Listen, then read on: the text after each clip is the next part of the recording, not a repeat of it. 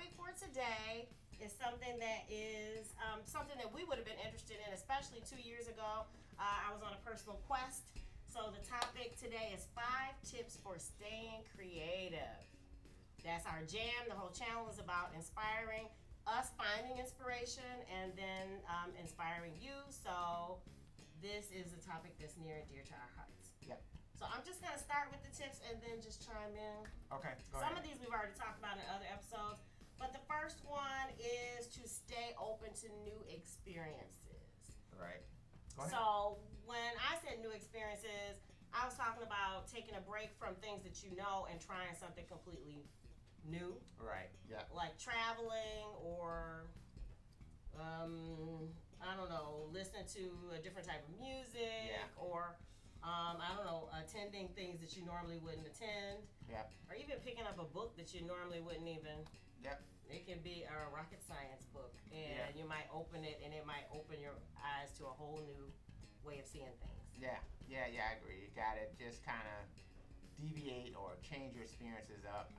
And I guess sometimes it all depends on, what floats your boat. I know for me, different stimulus kind of helps, especially if I'm in a creative rut. And in a creative rut could be that you actually are producing stuff, but maybe you're not excited about what you're producing.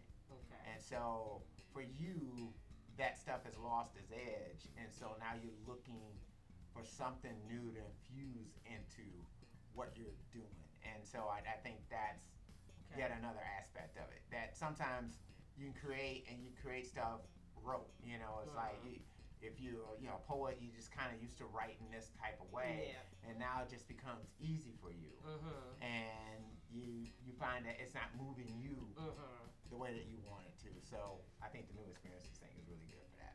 Okay, cool. Number 2 is something we've talked about before, but create regularly. So have a practice of whatever it is that you are a specialist in, or the things that you want to be better at. Right. Is to have some type of schedule where even if you're not creative, you produce something. So you just get in the habit of sitting down and letting whatever it is try to come to you. Right. And then even if it doesn't come through you at least exercise the muscle of producing something. And usually you're gonna put something out, and whether or not you like it is a whole different thing. But I think there is if you throw a lot at it, if you just keep working on stuff, you just keep doing whatever it is that's coming to your head, that you're gonna stumble onto something that sparks you, that gets you going. And sometimes, maybe it's a good idea that even if you don't like it, to just finish it. At least see it to its fruition. And you just never know, because there might be kernels in that thing that you don't like that could kind of help and be a part of something that you do like later. You can end up creating a better version of something that really rocks you, Right, so you might be, your masterpiece might be a culling together of, 10 different pieces that come together to make this one masterpiece, but you had to do those other 10 in order to get to the masterpiece, which was number 11, which is really a conglomeration of all of those. And so you leave that open for you. Or who knows, maybe you forget all of those other 10 and 11 just becomes this opus standing by itself, but still it's those other 10 that sparked you to get to number 11. So it gets you ready. It hones your techniques. There are all kinds of ways to look at that. It flexes that muscle. It's just a thing of just practicing that muscle. And, it's just the more you do something, it's just the better you're going to get at it. It's almost taking pure logic and throwing it towards the creative process. I like that. And it works for you. So. I like that. The third tip is actually counterintuitive to the other one, but it is take a break. There are some times when I know for me, napping is my thing, and it could be 15 minutes, 20 minutes, it could be overnight. But if I take a break from something that I'm working on, just back up from it, I'm somehow able, when I approach it again, to put all the pieces together in a way that I really really like. Yeah, that's true too. I mean, sometimes you have to get away and maybe do something else. Maybe watch a basketball game. Maybe, do something. Go cut the lawn. Do something that kind of just takes you out of that framework for a minute. And sometimes too, it could be like, if you're a musician, you can end up consuming other music that's not music that you would normally, listen to, or doing something that's a bit different, or maybe going to see a play, maybe, something else that kind of takes your mind off that process, so that then when you come back, you're fresh.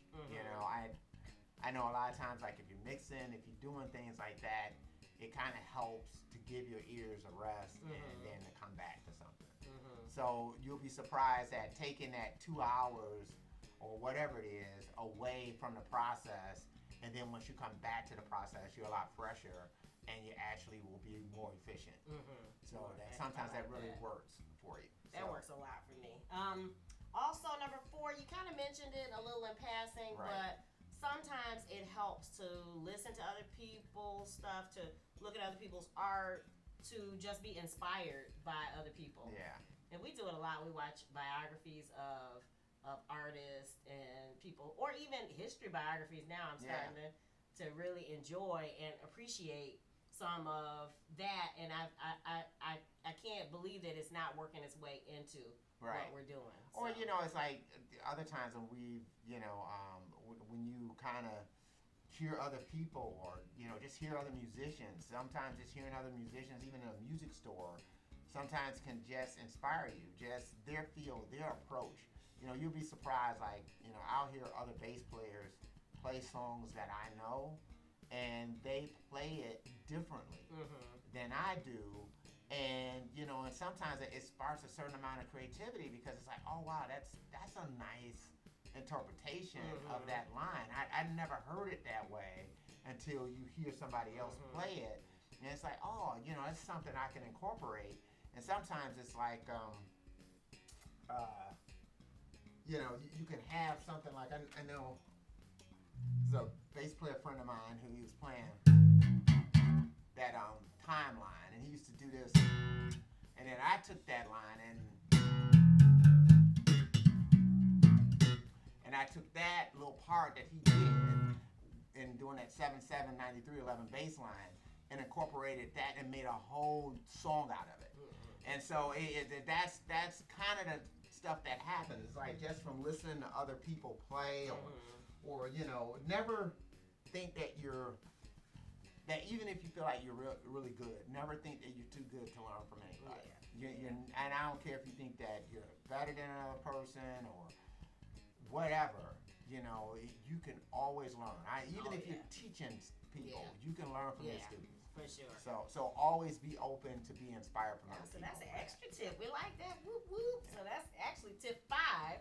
Is you never too good to learn, and allow other people to teach you something that you don't know. Right. And then so for our bonus, then number 6 would be collaborate. And I know that's hard I know we're kind of introverted and we're kind of in our own little bubble a lot of times, but there are all kinds of levels of collaboration. And just like what Bruce was saying about taking that part in a weird kind of way, he collaborated with the other guy to with that one little part, even though the guy didn't know he was collaborating with Bruce, but he was to create something new.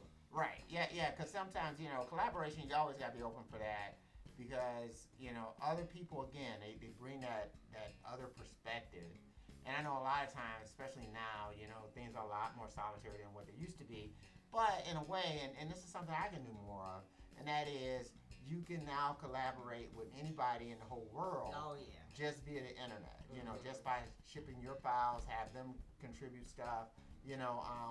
It's not in the sense that it is with jazz. Like, I even miss that. It's like just being in a room with musicians. Yeah. And you're actually having that conversation. And a lot of ways that's kind of lost. But that is the essence of collaboration. You got to keep in mind that music is a language, and just like you don't sit up and have conversations with yourself most times, you don't.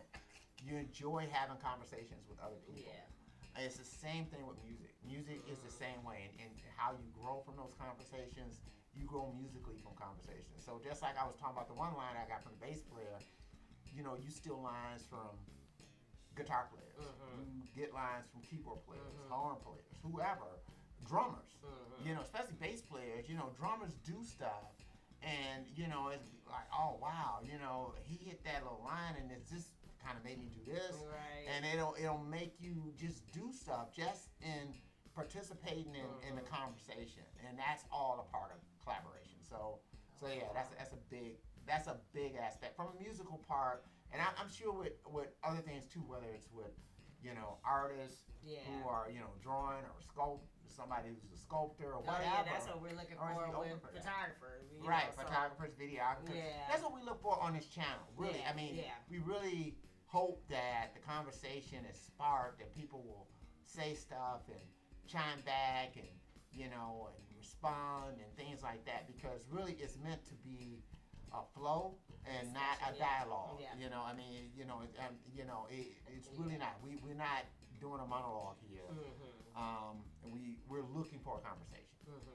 So every time we always end with tossing the ball to you to say, hey, what do you think? I was about to say, what can you add? What tips do you guys have for staying creative? We have just scratched the surface. There are probably literally thousands of other things that we could have talked about. So what tip do you use? What do you do to stay creative? Right. We'd love to hear. Please drop it in the comment line below. What's coming up? Let me check our itinerary. Yeah. Oh, okay. So of course London is fast approaching. Yep, in a couple of weeks. Yep. And so we're looking for ideas for places to travel. Hopefully they're music or arts related in London. Yep. And shops to try and get some rockstar gear. Yeah. So if you have any tips for that, make sure you drop it in the comments. And then we're actually preparing now for Blogvember. So if you tuned in last November, you knew that we had an episode a day. So we're going to try that again with a slightly different approach. We're looking for tips this time. Okay. So tips on a wide variety. So if you have ideas for the types of tips that you'd like to hear about, then please drop it in the comments below. We can't say it enough. If you dig the vibe, be sure to subscribe. We're wishing you love, peace, and chicken grease. Yay, bye-bye.